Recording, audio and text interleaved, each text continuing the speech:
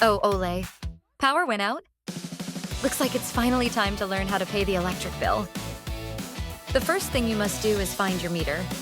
Take a clear, time-stamped photo of the reading the exact second you get your keys.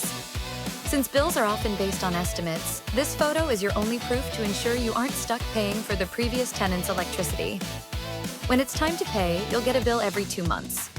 You can easily pay online through the official website with a credit card. But the real hack is using the Israel Electric Corporation WhatsApp. It's the fastest way to submit readings or ask questions without waiting forever on the 103 phone line.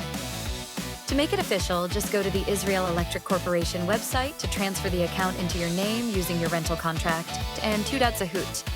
Set up a standing order for automatic payments, and you're good to go.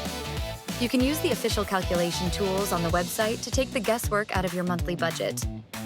You can check your bill status in real time or use their appliance calculator to see exactly how much it costs to run your air conditioner or your water heater per hour.